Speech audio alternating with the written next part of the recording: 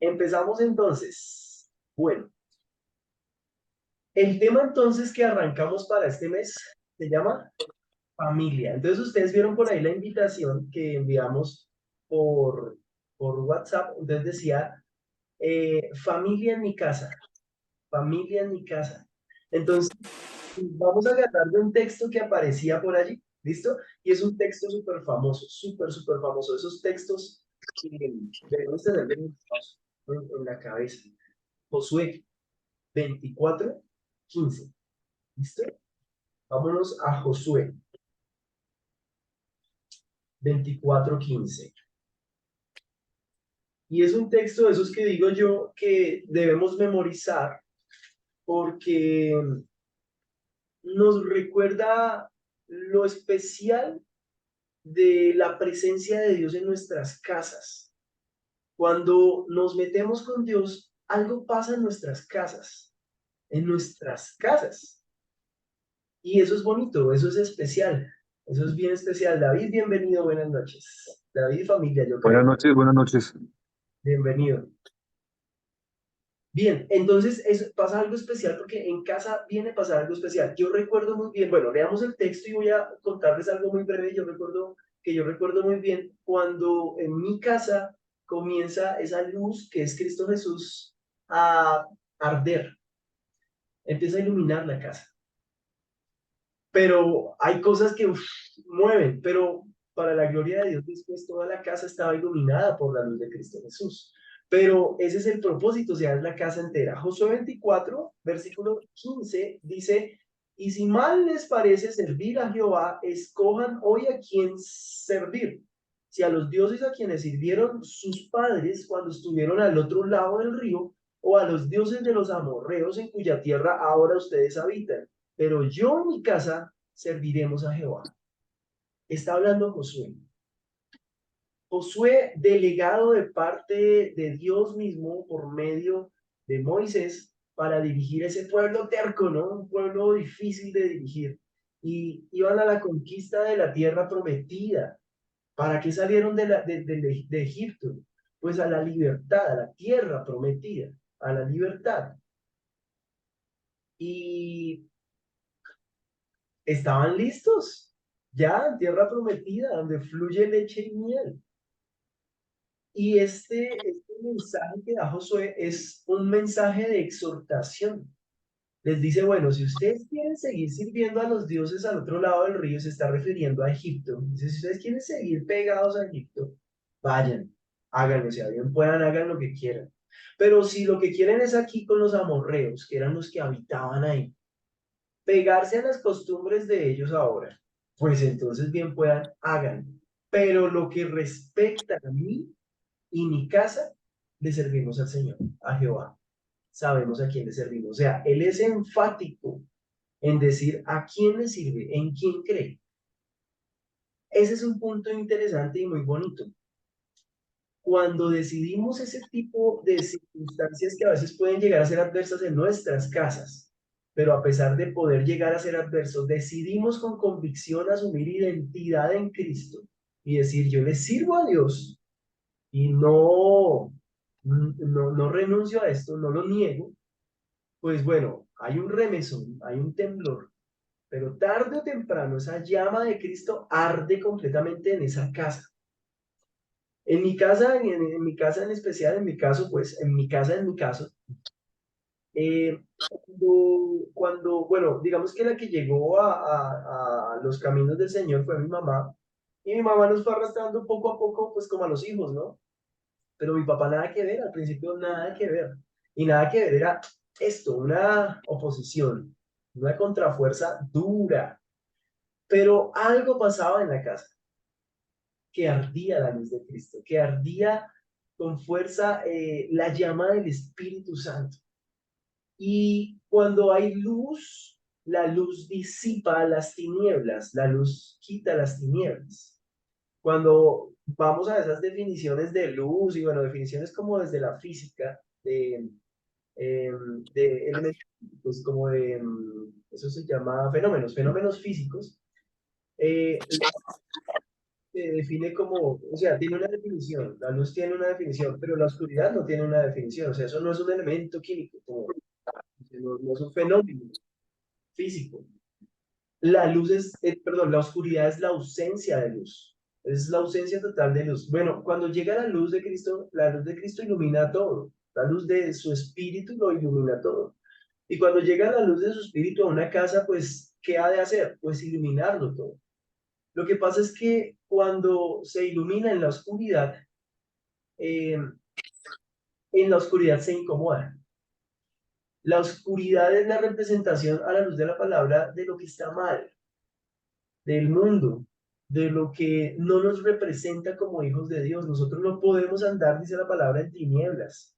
Nosotros no podemos andar en la oscuridad. ¿Por qué? Pues porque hemos sido llamados a la luz de Cristo Jesús. Hemos sido llamados, sacados de allá para hablar las buenas nuevas del Evangelio, para agradar las cosas que son de Dios, para ser revestidos de su poder. Entonces, sencillamente no compaginamos, no dice Pablo. O sea, no se puede compenetrar de ninguna manera eso. Tan sencillo como esa definición. En cuanto hay luz, la oscuridad se disipa, se va. Pero en medio de la oscuridad, donde está la maldad, donde está lo malo, si usted de pronto ilumina con una linterna, no sé, algo por ahí en la oscuridad, lo que se esté haciendo, o sea, se asustan. La luz puede llegar a asustar. Y eso puede ser uno de los efectos que puede causar quizás la luz, ¿no? Porque puede llegar a asustar o a incomodar. Yo lo llamaría más como incomodar, porque eso llega a en los casos en los que somos confrontados de lo que está mal. Hay ocasiones donde puede incomodar, pero es bueno que la palabra de Dios a veces incomode, porque me va a llevar a agradar más a Dios. Y cuando la palabra de Dios me lleva a agradarlo más a Él, me está preparando para seguir siendo justificado por Él, para poder tener la plena confianza de decir, soy hijo de Dios, para poder tener la plena confianza de decir, yo le sirvo a Dios. Y si yo le sirvo a Dios, mi casa también le sirve a Dios con convicción. La convicción de esto la vamos a arrancar en la siguiente historia. ¿Listo? Entonces, digamos que ese va a ser nuestro versículo central en cuanto a familia y en cuanto a casa, a mi casa, ¿sí? En el tiempo, bueno, en este tiempo que arranca, en esta nueva serie que arrancamos. Eh, Cuando lleguemos a abordar este versículo, pues vamos a entender que Josué está confrontando al pueblo. Están ya en la tierra prometida y los está diciendo, llegamos, conquistamos en una tierra de gigantes, o sea, miren todo lo que Dios hace, las murallas de Jericó, lo que pasa, miren Dios cómo nos entrega todo y ustedes están aquí queriendo adorar otros dioses, ¿qué les pasa? Josué los está exhortando. Ahora, una de las cosas bonitas es que después el pueblo dice, no, no, no, no, Josué, no, que de ninguna manera nos alejemos de Dios. Lo reconocen esa exhortación y dicen, no, no, no, no, adelante con Dios. ¿Qué es lo triste? Que se desvían. Porque después de Josué empieza una historia muy, muy triste y es toda la historia de los jueces, donde no había rey en el pueblo de Dios, en Israel. Y Dios delegaba jueces para que ellos, empoderados de parte de Dios, llevaran al pueblo una vez más a recordar a Dios porque se olvidaban. Entonces uno dice, oiga, con Josué están diciendo, sí, sí, no, Dios, no, contigo con toda, pero al día siguiente estaban muertos nada. Y eso tiene parecidos con la realidad tristemente actual. Hay mucha gente que se mueve por las emociones, sino con Dios con toda. Entonces están en situaciones difíciles, adversas, y no Dios con toda, y eso mejor dicho, y súper fieles. Pero si llegan a estar en las buenas, en las vacas gordas, se olvidaron de Dios. Entonces de pronto van por ahí a culto y bueno, pero pues no es una costumbre, como que pues está bien si lo hacemos, pero si no, pues también. Hoy domingo nos podemos quedar en una casa, descansemos, echemos pereza, veamos Netflix, no hagamos nada. Y a veces pueden pasar así 2, 3 domingos, hasta que dicen, no, no, vamos a la iglesia, hace rato no vamos, no, ya es hora.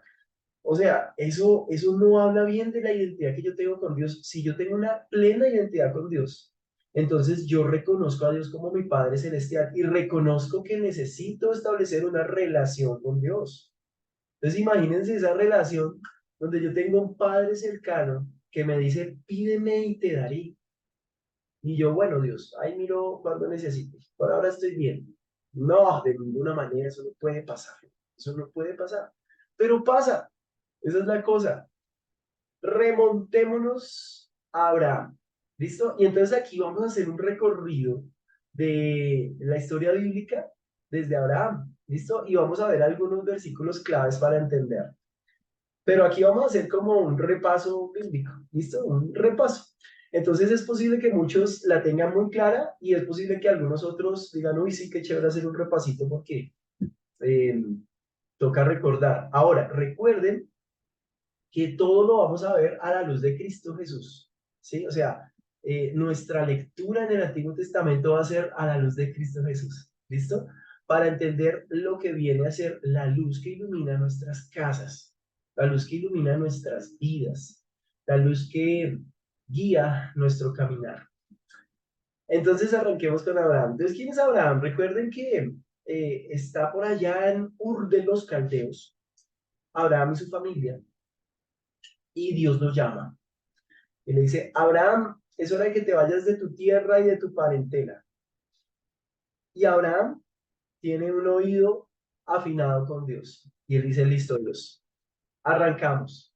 Y arranca con Sara. Y arrancó. Y ahí vienen varias historias enlazadas muy interesantes, muy bonitas. Eh, digamos que dentro de las muchas cosas, como lo vamos a ver a la luz de Cristo, entonces viene la promesa a Abraham. Resulta que Abraham eh, ya es como medio viejo y él no tiene descendencia. Entonces Dios nos llama a salir de su tierra y su parentela, pero pues está haciendo lugar afuera de donde siempre vivió y eso es difícil en ese tiempo y actualmente también es difícil. Entonces está en esas y resulta que él aún no tiene hijos, prole, le llaman hijos, no tiene descendencia, no tiene herederos. Y Dios le dice, Abraham, tranquilo, vas a tener un heredero, el hijo de la promesa. Entonces ese hijo de la promesa es bien interesante porque cuando Dios habla del hijo de la promesa, nos toca remontarnos por allá a Génesis 3, donde viene el conflicto más duro entre la serpiente antigua que representa a Satanás, el hombre y Dios, el hombre y la mujer y Dios. Entonces resulta que cuando el hombre y la mujer caen en pecado, entonces se echan la culpa mutuamente y después no, pues fue la serpiente. Entonces Dios determina juicio, Él juzga. Y en el juicio, Él les hace entender que si comían de ese fruto, del árbol del conocimiento del bien y del mal, ciertamente morirían. Y ahí en el texto uno. Esto es un resumen, listo, no estamos tocando el texto, pero si alguien me dice, Huguito, yo quisiera profundizar, nos dicen, bueno, y profundizamos. Es fascinante profundizar acerca de esto, porque vemos a Cristo en medio de el principio del mundo, de la creación de Dios. Entonces resulta que eh, ellos no se mueren, y ese es el engaño de la serpiente también, hace parte de ese engaño, ¿no? La serpiente les dice, no, ustedes no van a morir. Mire, entonces muerden, todo el cuento y la serpiente sí ve, no murieron. Y ahora conocen que están desnudos, conocen lo que es vergüenza, conocen muchas cosas. Y, ay, sí, oiga, Dios mío. Y entonces llega Dios y es ahí donde les dice, la embarraron, cometieron un error gigante. Eh, grave, grave, si hay muerte, si hay muerte, la paga del pecado, esa es la palabra de Dios, es muerte. Y si hay muerte, pues no sobre Adán y Eva, aunque sí hay una muerte espiritual, pero sin embargo sí hay una muerte física y es el corderito, el que no tenía culpa. ¿Qué culpa tenía el corderito? ¿Cuál corderito dirán ustedes? Bueno, lo que pasa es que ya cuando Dios determina su juicio y los saca del paraíso, que esa es de alguna manera esa muerte espiritual, porque se rompe una relación con Dios, que ellos tenían una relación con Dios, eso se rompe. Él les pone pieles para que no estén desnudos. Él les pone pieles, o sea, Dios hizo el sacrificio de un animalito, de un corderito, para ponerles pieles.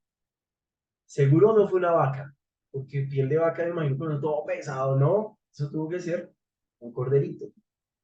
Ese cordero no tenía la culpa. Ese cordero viene a representar a Cristo Jesús. Representa, es una simbología, es la sombra de Cristo Jesús ahí ya, mostrándose de parte de Dios como un plan de salvación. Él cubrió el pecado de Adán y Eva, él cubrió su vergüenza, él cubrió lo que habían hecho. Pero esa promesa del Hijo que viene sobre Abraham, pues está cuando Dios está decretando juicio sobre Adán, sobre Eva y sobre la serpiente. Entonces resulta que a Eva le dice, eh, bueno, que parirá a sus hijos con dolor, todo esto, pero después cuando le habla a la serpiente, le dice algo así como, a ver, se los voy a explicar. O sea, el texto es un poco difícil de leer, pero lo voy a desglosar de una manera más sencilla. Dios le dice algo así como, de la mujer saldrá quien habrá de herirte a ti en la cabeza, le dice a Satanás mismo.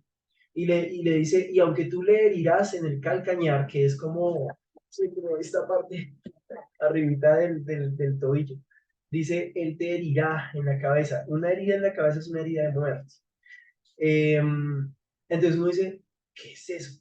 Bueno, es el plan de salvación, el plan perfecto de Jesús. Entonces, nos trasladamos otra vez a Abraham y entonces Dios le dice a Abraham, yo te voy a dar un hijo y ese es el hijo de la promesa. Entonces, wow, sí, la fe de Abraham era impresionante y la palabra de Dios lo llama el padre de la fe. O sea, él creía, le creía a Dios. Bueno, él dice, sí, Dios, yo te creo y se va contento. Pero Sara no creía mucho.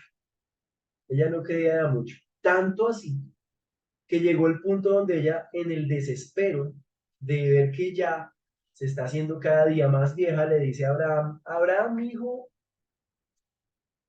no, sabe que mire, ahí está Agar, si quiere, vaya con ella tranquilo, mi hijo, y tenga un hijo con ella, yo no me pongo brava, ¿cómo no? Entonces nace Ismael, pero Dios es claro después con Abraham y le dice, Ismael no es el hijo de la promesa, Abraham. Entonces, bueno, ahora, uno a veces piensa, Abraham, ¿cuántos hijos tendría? Dos, Ismael y Isaac, y ya. No, Abraham tuvo 6 hijos, tuvo un montón de hijos. Entonces no se quedó sin herederos, los tuvo. Pero ¿y qué pasaba con el hijo de la promesa? Ese hijo era especial, ese hijo tenía que ser especial, porque pues era la promesa de Dios, Dios se lo prometió a Abraham, pero el hijo de la promesa está hablando de Jesús, de la promesa que hoy es la que viene a traer luz a nuestras vidas. Entonces hablemos de cuando llega ese hijo de la promesa. Bueno, primero que todo, entonces Abraham vuelve con Dios y ahí es donde Dios le dice, mira, Abraham, ¿puedes ver las estrellas? Sí, Señor. Cuéntalas. No, Señor, no puedo. Si alguno ha tenido la oportunidad de acampar en un lugar donde no hay ningún tipo de luz artificial de la ciudad, es impresionante ver el firmamento con las estrellas. Se ven las nebulosas. Uno no puede contar eso, ¿sí? Porque de pronto uno ve los granos de arena del mar y uno dice, no, eso es imposible contarlo. Pero uno ve las estrellas y uno dice, bueno, pero se podría. Y las estudian, los astrónomos estudian el espacio, las estrellas. Pero es que esto es impresionante. Porque cuando ustedes ven al cielo estrellado, así cuando en la noche está, bueno, el cielo a la noche, cuando está negra, negra, negra, esas estrellas es una cosa hermosa, es increíble. La creación de Dios es la maravilla más grande y contarlas es imposible. Es imposible. Entonces Dios le dice eso a Abraham, le dice, no, Señor, es imposible. Bueno, así va a ser tu descendencia, Abraham. Y entonces yo me imagino a Abraham, wow, o sea, no la va a poder contar. Pues claro, porque todos somos parte de esa descendencia, porque el hijo de la promesa es Jesús.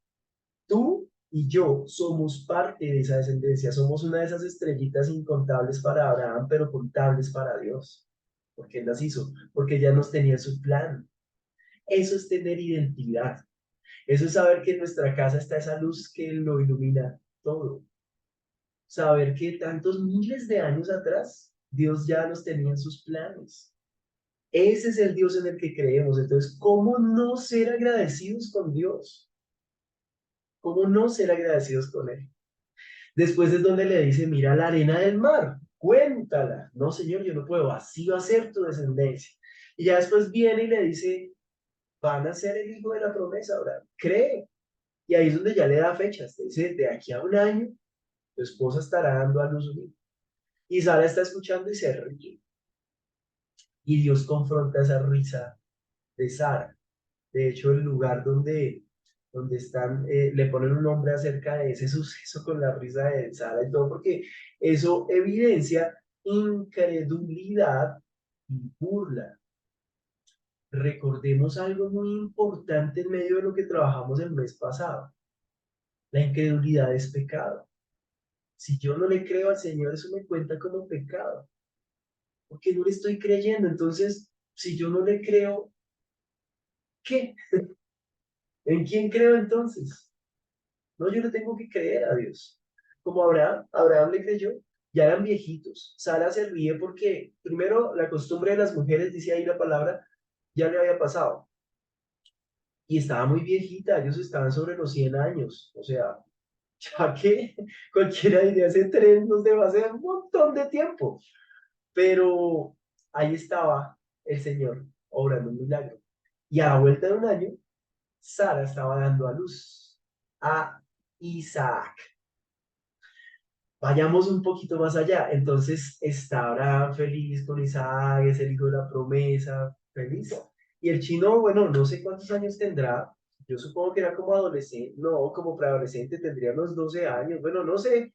Y resulta que Dios le dice a Abraham, hey, Abraham, levántate, tienes que irte al monte del sacrificio porque es hora de que hagas el sacrificio. Sí, señor, yo voy. Dice Abraham con la fe que tenía y arrancó Abraham y se fue con el hijo. Tienes que llevar a tu hijo. Listo. Se fue con su hijo y todos los implementos del sacrificio para amarrar el carnerito, para cortarlo con el cuchillo, todo el cuento. Y cuando ya llegan al lugar, Dios le dice, listo, tu hijo, me tienes que dar a tu hijo. Señor, pero, ¿y la promesa? Yo te estoy pidiendo a tu hijo, me tienes que dar a tu hijo. Y Abraham lloró, yo creo, debió ser fuertísimo esa parte, pero dijo, bueno, una fe tremenda, le creía a Dios completamente. Y él dice, bueno, y comienza el proceso del sacrificio. Y el niño, papá y el cordero, y lo que dice Abraham es, Dios proveerá, Dios proveerá. Laura, Dios proveerá. Omar, Dios provee. Dani, Dios provee. Tú conoces a Dios como tu proveedor. David, Dios es tu proveedor, no eres tú. Dios es tu proveedor. Y tú eres proveedor en tu casa, porque Dios lo provee todo. Ese es el Dios en el que creemos, el que provee, el que cuando no vemos salida, Él ya la dio. Y eso es creerle a Dios. Y está Abraham así porque dice en la narración bíblica que él ya alzó el cuchillo y Dios le dice, detente. Y aquí hay que enunciar algo muy importante. A lo largo de la palabra de Dios, Dios prohíbe rotundamente los sacrificios humanos. Porque hay mucha gente que dice, ese Dios del Antiguo Testamento era violento, era ta, ta, ta, ta, ta, y comienzan, no, Dios prohíbe los sacrificios humanos. Lo que le pasó a Jefté, uno de los jueces, fue que como no conocía a Dios, entonces él va y Dios le da la batalla, la victoria en la batalla, y cuando vuelve, ganamos sobre los jebuseos, sobre los amorreos, no me acuerdo, bueno, y él va volviendo y le promete a Dios, Dios, te prometo que te voy a dar en sacrificio lo primero que vea cuando llegue a mi pueblo, y lo primero que sale es la hija de Jefté. Adivine qué pasó, él lo hizo. Pero eso es una muestra de que Jefté no conocía a Dios. No conocía a Dios. Dios había decretado desde Moisés unas leyes y Dios siempre ha prohibido el sacrificio humano. Y esta es una muestra No de que Dios estuviera a punto de aprobar el sacrificio humano, sino de mostrar lo que había de pasar, una vez más, con Jesús. Todo lo miramos a la sombra, a la luz de Jesús, a la sombra y semejanza, a la luz de Jesús. Eso que pasó allí con el hijo de Abraham, su hijo amado, el hijo de la promesa, pues era lo que iba a pasar con el hijo de la promesa, con Jesús. De hecho, geográficamente, hay un acercamiento muy exacto, muy cerca, valga la redundancia, de que ese lugar donde Abraham estaba haciendo el sacrificio para Dios con Isaac, fue el mismo lugar donde Jesús murió en una cruz. Entonces, la exactitud incluso geográfica es impresionante. Es una muestra de que Dios sencillamente ya nos mostraba cuál era su plan. Lo tenía muy calculado, absolutamente todo, siempre. Dios es un maestro de música en eso, o sea, su obra es perfecta, perfecta. Y es el director que sabe o siempre supo cómo organizarlo todo para que la salvación por medio de Cristo Jesús fuera permanente para siempre, pasando los pecados anteriores por alto. Eso muestra mucho la misericordia de Dios. Dios siempre ha sido un Dios de amor y un Dios de misericordia. Hasta ahí vamos a irnos entonces al primer versículo, porque dirán ustedes, bueno, hemos leído solo un versículo, el versículo base. Recuerden que nuestro versículo base como para aprender es Josué 24:15. Ese es nuestro versículo base y en la invitación del día de hoy ahí aparece. Ténganlo en cuenta porque lo vamos a estar leyendo varias veces. Pero en esta ocasión nos vamos a ir a Hebreos capítulo 11.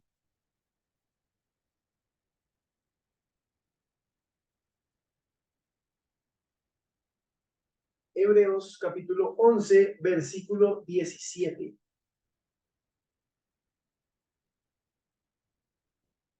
Dice, por la fe Abraham, cuando fue probado, ofreció a Isaac, y el que había recibido las promesas ofrecía su unigénito. Habiéndosele dicho, en Isaac te será llamada descendencia. Versículo 19, pensando que Dios es poderoso para levantar aún de entre los muertos, de donde en sentido figurado también le volvió a recibir. Por la fe bendijo Isaac a Jacob y a Esaú respecto a cosas venideras. Ok, ahí seguía entonces un proceso, pero entonces entendemos que estamos hablando del unigénito Hijo de Dios, el Hijo de la promesa. En Isaac había una representación, había una tipología, había un simbolismo de Jesús. Continuamos, entonces viene Isaac, bueno, todo el cuento, Isaac tiene a unos gemelos bien loquillos. Cuando la esposa de Isaac queda entonces embarazada, viene Jacob y Esaú. Y con ellos eso es una locura desde el mismo nacimiento, o sea, eso es de locos. Entonces, bueno, vamos a resumir un poco la historia, pero el punto es que con Jacob viene el llamado de Dios. Jacob significa engaño o engañador. Eso significa Jacob. Entonces uno dice, ¿pero por qué? Entonces resulta que en su vida realmente siempre hubo engaño. Entonces, por ejemplo, en una de esas escenas de su vida llega Esaú. Esaú era un hombre fuerte de la casa en el campo, el que se encargaba de cazar. Y llegaba cansado a casa y estaba Jacob en casa y entonces le dijo, necesito que me dé un plato de lentejas, estoy cansado y tengo mucha hambre. Y lo que le dice Jacob es, deme su primogenitura y le doy su plato de lentejas, se la vendo, se la compro, digo, véndame su primogenitura. Pues él llegó tan cansado que sí, yo se la vendo, coja su primogenitura, usted es el primogénito, pero deme mi plato de lentejas. Oh, lo atendió como un rey. Bueno, las implicaciones que tiene el proclamar cosas con la lengua. Uno a veces no imagina el poder de la lengua, el poder de la palabra. Cuando uno se pone de necio a decir cosas y no se arrepiente de eso, uno perfectamente puede estar echando, cargándose maldiciones, eh, yugos, tantas cosas. Es tan increíble que la palabra de Dios dice que uno de los órganos más peligrosos y más pequeños es la lengua, porque con ella puedes causar un incendio. Es una locura, es la palabra. Cuando tú tienes verbo, cuando tú tienes parla y no la sabes usar, eso te puede jugar en contra. Y ahí también la palabra nos enseña que nuestra boca hable fruto de labios que confiesan su nombre. En esto hallamos sabiduría. Entonces, debemos ser muy cuidadosos con lo que nuestra boca habla. Y Jacob era necio con la boca, era necio. Le gustaba engañar. En otro suceso más adelante, engaña al papá. Entonces, no voy a robar de verdad la primogenitura y no voy a robar la bendición del primogénito.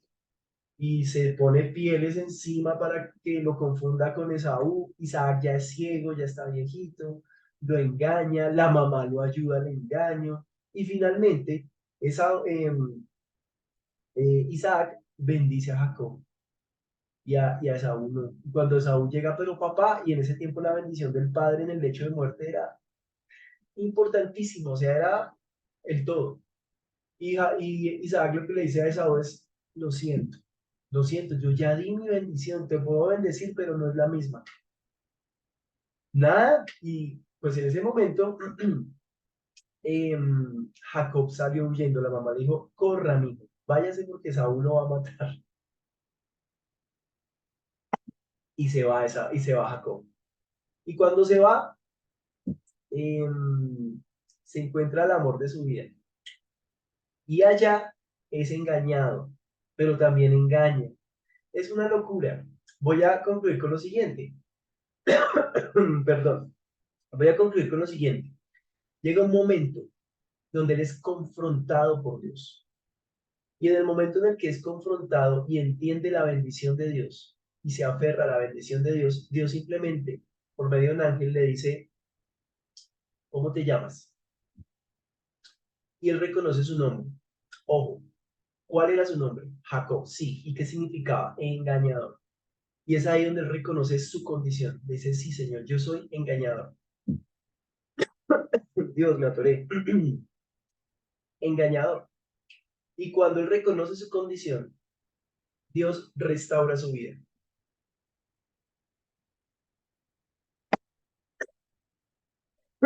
Perdónenme, estoy atorado. Dios restaura su vida y lo reviste de una nueva identidad. Le dice, de aquí en adelante serás Israel, padre de multitudes. Ay Dios, permítanme un segundo, por favor.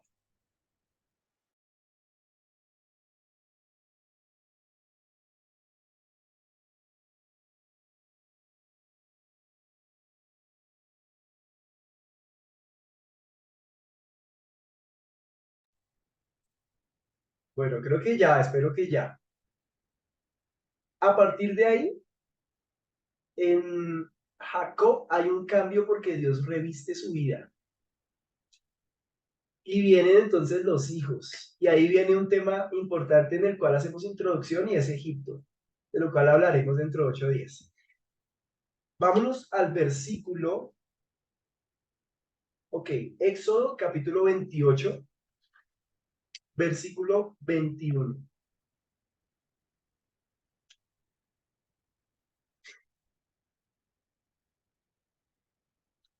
Éxodo capítulo 28, versículo 21. Dice así. Y las piedras serán según los nombres de los hijos de Israel, 12 según sus nombres, como grabaduras de sello, cada una con su nombre, serán según las 12 tribus. Familia. Hay una familia. Este mes es un mes de hablar de familia, es un mes de hablar de casa, es un mes de hablar de la luz de Cristo, de cómo ilumina nuestras vidas, de cómo transforma nuestras vidas y de cómo somos revestidos, renombrados, porque venimos a ser la viva imagen de Cristo Jesús, porque Él es quien nos habita.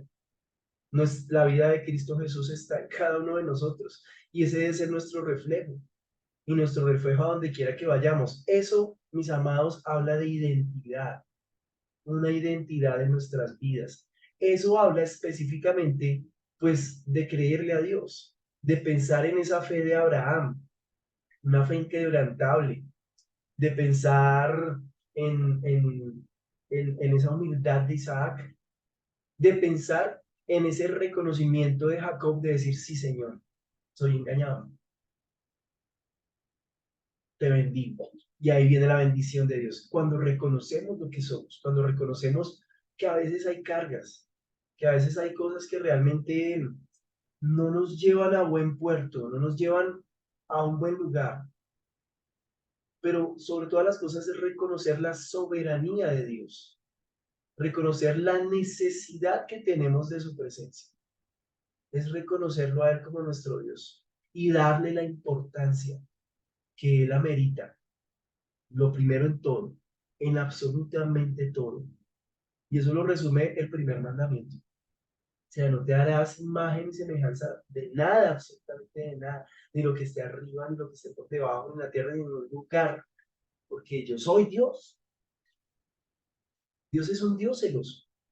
Y a veces decimos, sí, yo amo a Dios con todo mi corazón, pero resulta que a veces hay cosas, hay elementos que generan esclavitud en nuestras vidas y nos pegamos a eso y eso es lo que nos aleja de Dios. Bueno, son elementos que finalmente de alguna u otra manera los idolatramos, los endiosamos, porque nos están alejando de Dios. Nada me puede alejar de Dios si yo tengo a Dios en primer lugar. Nada me puede alejar de su presencia si la luz de su Espíritu Santo ilumina mi vida y mi casa. Así que diga con plena convicción en su casa, mas mi casa y yo serviremos al Señor, servimos al Señor y lo seguiremos haciendo siempre. Dígalo con convicción, dígalo con la identidad que Cristo Jesús le regaló y entendamos en este día y en esta noche que el cuidado de Dios está allí, a la puerta de la casa. Amado Dios, yo te doy gracias, Padre, por este tiempo especial que nos has regalado hoy. Te amamos con todo nuestro corazón, Señor, y permítenos tenerte siempre en el primer lugar de todo, Señor. No permitas que ningún elemento nos aleje de ti, para que la luz que ilumina nuestras vidas hoy sea la misma luz que ilumina nuestras casas, para poder decir, mas mi casa y yo, Señor, te servimos. En tu nombre, Jesús, oramos, Dios, y te damos gracias en esta noche, pidiéndote un bonito descanso para nuestras vidas y un resto de semana feliz. Gracias, Señor. Amén. Y amén. Mis amados, como dice la palabra, yo deseo que ustedes sean prosperados en todo, así como prospera su alma. Que prospere nuestra alma siempre, que nuestro espíritu esté ahí pegadito a Dios. Y de seguro el Señor siempre estará dando respuesta a nuestras necesidades físicas y emocionales. Les amamos mucho, gracias por estar en este espacio. Seguimos en oración por ustedes, las peticiones por las que oramos al principio las vamos a tener ahí pendientes y recuerden que somos una familia. Este mes hablamos de familia, somos una familia. Cristo Jesús nos ha hecho una familia. Les amamos. Dios los bendiga a todos. Ya casi se corta, así que chao, chao. Dios los guarde. Chao, bendiciones. Chao. Un abrazo. Adiós, adiós. Chao, Bendiciones. Gracias. bendiciones. Saludos a todos. David, a todos en casa, a todos, chao. Chao, chao.